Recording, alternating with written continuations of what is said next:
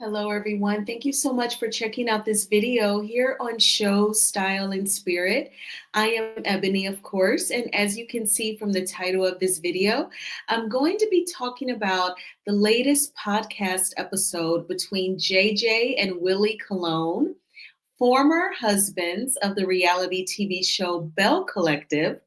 JJ certainly dragged the network and the show, and they're going to talk about PhoneGate and things that were cut out of the show. And we have to get into Destiny trying to deny that she knew that Martell was going to pull up on Tisha in an upcoming clip, for an upcoming episode of Love and Marriage Huntsville. Now, before we get into these topics, I ask that you please hit the like button on this video and please subscribe to the channel. Everything that I'm saying in this video is alleged and just my opinion. And the Copyright Act of 1976 says that my fair use commentary on these sound bites are allowed. Okay, so in this first soundbite, I want to get into Willie, giving JJ the floor so that he can speak about him and Soguchi deciding to not return for the next season of Belle Collective. And speak on that. Well, Big Willie, I'm going to be honest with you. It comes a time where you got to be a bigger person and a bigger man in a situation because you got to decide, is it a show that's going to characterize and make you look like who they want you to look like, or is you gonna be the man got done and show the people who you really is? You feel what I'm saying? Because while they out there making money, they can destroy your goddamn family, which that's what they were doing. And to be honest with you, as you seen on the reunion, we had a whole lot to say, but very little got showed. And they edited the way they wanted to look like and make it seem like, okay, you said this or you did that or you coming for this person like that, when really they did us just like they did Soguchi got done on her live interview. They cut her off. They cut us off just like they cut her off. And they gave you what they wanted to see. That's the reason, goddamn it, it's good when we can have a platform like we do and we can actually tell and say and let the people know what's going on because they getting it from a different perspective. And then it tripped me out because people want to talk about you, talk about they know you, they've been around the family for the longest. Oh, we knew them this and they did that and Big Billy. It just tripped me out because goddamn they don't know a bit more what's going on. Them people be looking for attention. They got there and get on social media, talk all that goddamn crap about what they know, what they do. They don't want to get on TV. They don't want to get on the show, but telling every damn thing goddamn that they think they supposed to goddamn know. And people giving their insights about, oh, you shouldn't do this, you shouldn't do that. Oh, I love this goddamn because, but you don't realize it ain't like it seems. People cut it up the way they wanted to look like they got done it, draw a picture of how they want you to look, got done it, and let the people decide who wrong and who right. Everybody got to be a villain. And if you the one got done it that they going to make look like a villain, Big Willie, then you got no control of that because you ain't putting this shit together. You feel what I'm saying? But it make me feel good because when people talk about you, they let you know you just doing something right. I love haters. I love goddamn when they talk about me.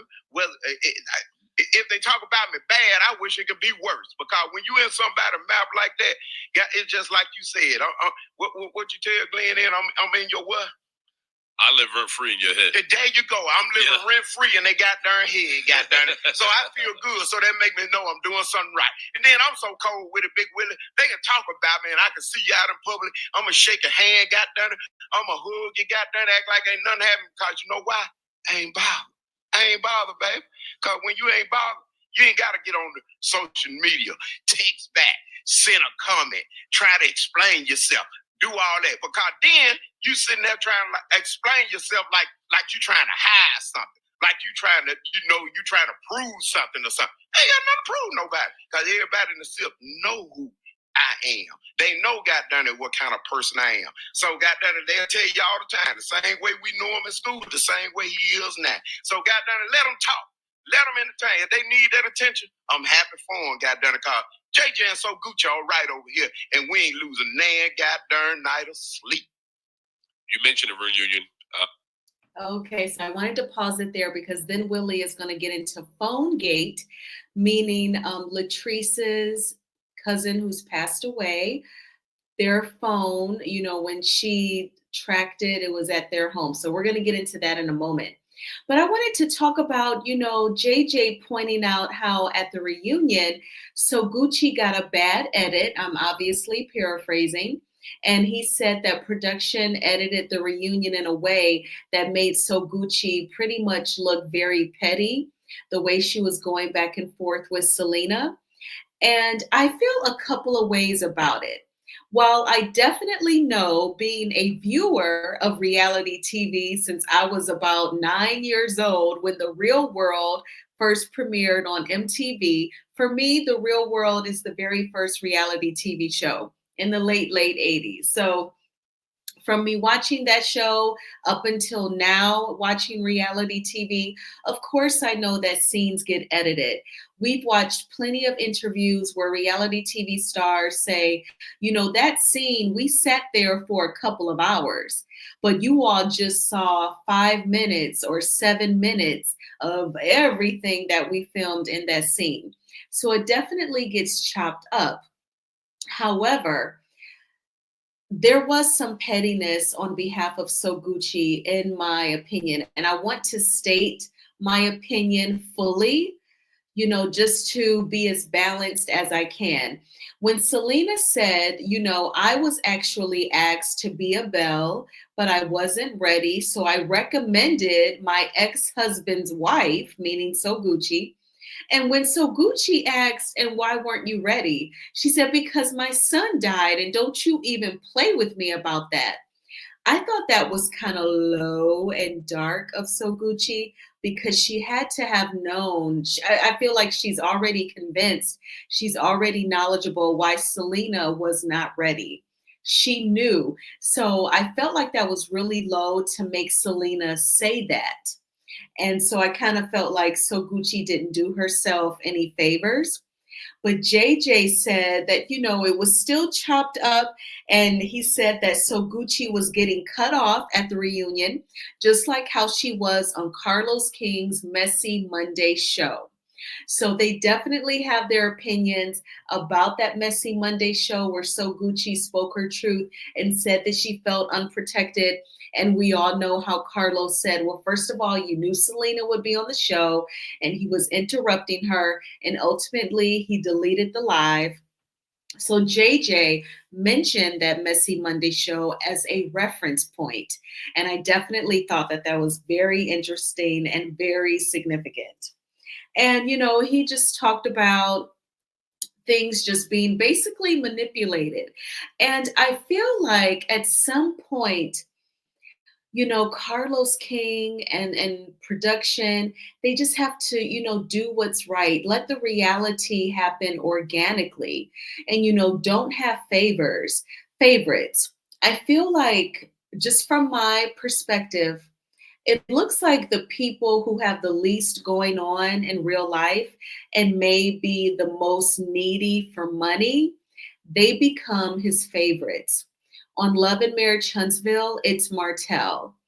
Coleslaw has already said, he needs to get some more money and not just the money from the show. She suggested, in my opinion, that his income from Love and Marriage Huntsville is his only stream of income. On Belle Collective, I feel like Carlos King's favorite is Letitia Pearson. And from my perspective as a viewer of the show, she has the least going on in terms of what could generate income because she's just so vague about what she does anyway. At one reunion, she did say that she manages properties, but I feel like we never see that. Like we never see a scene where perhaps a tenant is calling her because they need some repairs done. We never see her, I don't know, setting up an eviction or anything like that. So I'm like, does she really manage properties? So I feel like, and her husband quit his job. So I feel like people in that situation, that sort of predicament, they become CK's favorite. because they will do anything to keep the show going and to remain on the show for the income. And you can tell that JJ and Soguchi, as well as Willie and Aikisha, they are on a different level money wise. So they're not worried about leaving the show. And JJ is going to definitely say more. Now, I do want to let Willie explain phone gate. So let's get into it. It is officially over. We were on episode 2 of the reunion. Obviously, it was a lot. A lot of us talked about the incident that happened at Cliffs in a Latrice spot. And what's interesting about that, in a nutshell, I've talked about it. I think we've beat the hell out of the horse at this point in reference to what happened and who's responsible for it. I do think one thing that needs to be said, and it came up towards the end of the reunion, episode 2, this phone situation. I want to talk about that real quick. Yes. Once again, Aikisha and I never saw the phone, never even, we don't even know what the phone looks like. But I think one thing that got missed was that they were able to show the text that Latrice sent my wife, which was an ugly text. I mean, Latrice got down to the mud and she tried to drag Keisha and I by the hair, but we didn't give a fuck. Nevertheless, one of the things that was not talked about, Latrice reached out to us 3 weeks after that incident.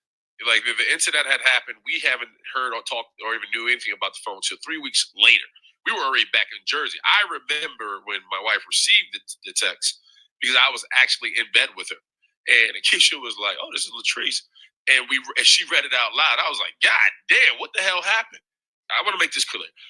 We're not in the business of stealing anybody's phone. What pisses me off is like, wow, if we're gonna get you, we're gonna come for you. We're not gonna hold the phone to be petty. That's just childish and stupid. Nevertheless, what also didn't get clarified was if you wanted the phone that bad and you knew where the phone was because your phone was telling you where the phone was, why not just go get the phone yourself? Overall, man, I'm glad. I'm being honest. I'm glad it's all over. I feel like I got like weight lifted off my shoulder, Big Willie. It's like I can breathe. I feel like I'm free. I feel like a caterpillar don't turn into a butterfly. I don't got my wings. Now I can fly and float away, Big Willie. I feel good.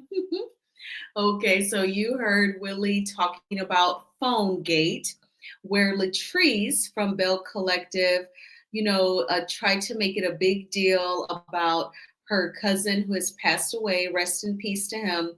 His cell phone was missing. She was thinking about their memories together. When she tried to ping the location, it came up at Aikisha's house. Now, and I enjoy Latrice, not her husband. I think that he's very antiquated, ridiculously old-fashioned when it comes to women, and he's just not my cup of tea. But I find Latrice to be very beautiful. I love the fact that she owns her own successful businesses and she is a successful Black woman. I think that's great. So I love seeing her on the show. But I do think that she came up with a very weak attempt at trying to make Aikisha look bad and trying to make the viewers not like her and be mad at her. And I think she did that under the assumption that Aikisha would be returning to the show. So that was going to be Latrice's storyline to go against Aikisha, with this cousin's cell phone. And Willie said, if the phone was that important to you and you knew where it was, why didn't you just come out and get it? And that is a fair point. But again, she had to make some sort of storyline out of it. Now that Aikisha isn't coming back, I have to say, Latrice has made herself look like she's very gullible and easy to be manipulated, especially when the manipulator is Letitia. My goodness. But, I think that it's very feasible that production by mistake gave the phone to one of the family members. It sounds like that definitely happened, because at the reunion, Willie and Aikisha said that once Aikisha's cousin realized that the phone did not belong to any of them, she just kind of tossed it out. So it was an innocent mistake, well, perhaps innocent mistake on behalf of production, or production may have purposely given the phone to one of Aikisha's family members to purposely stir up the drama. I hope that production would not do that. And that is just a theory that is just possible that, did come to my mind. Hopefully, it was just an innocent mistake. But even if they were trying to manufacture drama for next season, Aikisha and Willie put a dent in all of that because they are not returning. Okay, so let's get into what JJ had to say about the show. And a commercial break just came up on the podcast. So I am queuing it up right now. And then he's going to talk about, the size of the platform, meaning the OWN network. And he's also going to get into the type of show that Belle Collective is. And I definitely thought that that was very interesting. So let's get into it. Okay, please hit the like button. Thank you so much. And here we go. First, at Belle Collective. I think everybody now knows I am leaving, Aikisha's leaving, Gucci is out, and so is JJ. But my question to you is, would you do it again? Would you be on reality TV? This is your second stint. Obviously, you was on with the girls. Now, Belle Collective, people love you on TV. They love you, period. Is it something you will entertain in reference to being on reality TV? Yes, sir. If it's on a bigger platform, goddamn, is it more classy? You goddamn right. I'm going to give them the comedy, goddamn, everyday life, goddamn, from the beginning, goddamn, how JJ was all the way to how he is right now today, entertainment that you need. This is what we made for. But we got to be goddamn steered in the right direction and not how you portray us to goddamn be. So when it's on that kind of platform and goddamn, and you want a good laugh and you want a good show, goddamn it, bring it on, goddamn it. Matter of fact, we out there. Y'all want to get at us, come on with it, goddamn it. We right here, goddamn it. The right people come along. Y'all want us, goddamn it, you goddamn right. We're going to give you goddamn what you're supposed to get, what the people been missing. And you think you got entertained in. Wait till you get entertained with the real, what y'all going to show, goddamn it, what they ain't going to take out. Then you really going to get your ratings, goddamn it, to blow up. And that's real talk for you. JJ and Gucci are official free agents. So anybody that's looking for a hell of a time, come holler at them. Would I do it again? Yeah, I think we would do it again. I think what are the goals for Aikisha and I when we joined the Belle Collective was to show a positive, Black, fun, loving family. Yes. We're still them. I think our next opportunity, we want to exude that. I think we want to show the real, we want to show the love, and we want to show Aikisha and I both being individuals, because she is different from me and I'm different from her. She has Southern roots, I have Northern roots, but we love each other. But we have our conflicts and we have our trials and we go through our tribulations. And I also think we grow, and I think we're extremely honest with each other, which I think most couples have trouble with. And so I think. Okay, so Willie said that he and Aikisha would definitely do it again. He said that they wanted to portray themselves as the fun-loving couple that they are. But JJ, he said if the platform was bigger and the show was a little bit more classy, yes, we would definitely do it again. And he said, I have a feeling that something big is on the way, and we're not done yet. So I thought that was some classy, subtle shade there. And oh my gosh, a bigger platform. Now, don't get me wrong, JJ, he was first introduced to us on the enormously popular show Bring It, which ran on Lifetime TV. And we all know that that is a huge platform and has been for several years. So he already knows how Lifetime treats its reality TV shows and how their production teams run. And then, so he had that experience to compare it to how OWN and Kingdom Reign, how they run reality TV shows. However that is, I obviously do not know. But when he said that, I did think about Monique Samuels, who's been on the Real Housewives of Potomac, as well as one season, the very first season of Love and Marriage DC.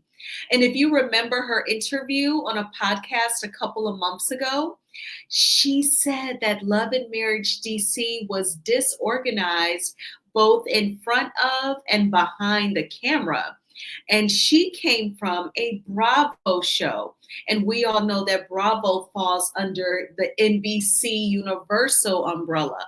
So Monique Samuels had that experience to compare to Love and Marriage DC, which is also produced by Carlos King's Kingdom Reign Entertainment. So I found that to be very interesting that JJ would say he would do reality TV again on a bigger platform, as well as if the show was classy. And, you know, in my opinion, OWN is a fairly big platform. It may not be as mainstream because a lot of the programming relates to Black culture, but I don't think that that necessarily makes it a smaller network. And I'm not saying that that's why JJ said he would do it on a bigger platform. But I think that perception is everything, and it could be perhaps his experience with the way that Belle Collective was ran that would cause him to consider OWN to be, you know, a smaller platform where he would want to be on a bigger platform. But what did you think about what these gentlemen had to say about the Belle Collective reunion and whether or not they would do reality TV again? So let's move on, child, to Ms. Destiny. She really thinks that people are stupid, and she's really funny. So I want to get into her IG post. So she saw that a clip from an upcoming episode of Love and Marriage Huntsville is circulating on Instagram, and people are dragging her in the comments and saying, Tisha, Destiny is not your friend. So look at the tone that she's trying to set. She's playing Alicia Keys' Superwoman, which is like a women's empowerment related type song. You know what time Alicia Keys is on. And Destiny had the nerve to write, as a domestic violence survivor, I take this matter very seriously. I would never put anyone, especially another woman, in a position to be ambushed by a man or anyone else. That brunch situation was deeply triggering for me, and it's something I would never intentionally create for someone else. My purpose in advocating for domestic violence victims and survivors goes far beyond me or any narrative. This mission is about creating safety, support, and a path to healing for those who need it most. Destiny's Law Foundation is my commitment to this cause, and I will continue to stand strong for what I believe in, despite any attempts to misrepresent my intentions. Hashtag Destiny's Law Foundation, hashtag domestic violence awareness, hashtag survivor, hashtag survivor advocate, hashtag unbreakable, hashtag don't let TV fool you. And she tagged her nonprofit, or it could be for profit, who knows. Oh my gosh, Destiny. No, don't let Martell and TV fool you. We are not stupid, okay? And I know you don't want to look like you're in cahoots with the BS, but the fact that you even make up for Martell and you go after his ex-wife, Melody Cherie, all in the name of being his friend, that just gives that you're with the ish. It really, really does. And I get it that you all are co-workers, and when it comes to going against Melody, you all definitely want to be each other's allies. But if I was Tisha, I totally would not F with her. I would not F with Destiny, because she is only true friends with Martell. because she does whatever he asks her to do. And I'm just not convinced that she did not know that Martell was going to pull up. Have I seen the entire episode, the entire scene? No. So after I watch the episode, I may have a change of opinion. But this is Martell, for goodness sakes. And the fact that, he thought that he could pull up on Tisha without her husband, that is foul. Because the way that he came at her and Marceau, yeah, she should only interact with him when Marceau is there. I totally agree with that.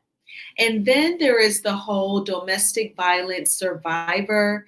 I feel like we didn't really hear this narrative until the charges for the forging the signature, the alleged identity theft.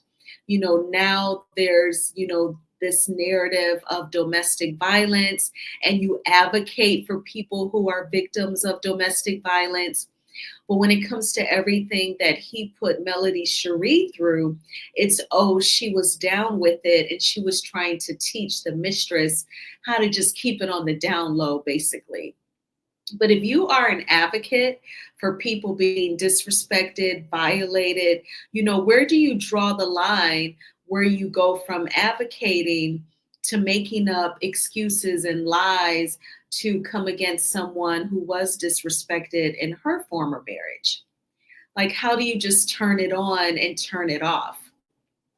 But I thought that was very interesting. This is also giving, like, maybe she does try to pursue spirituality and chase after God and turn a new leaf, and her conscience could be getting at her for how she did Tisha, and she's trying to cover because she doesn't like the optics. Or it could be she just strictly does not like the optics, and she wants to make sure that she's not coming off like,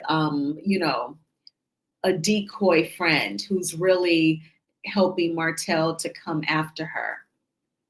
But what do you all think about Destiny's Instagram post? Definitely, I know you're going to give your commentary in the comments.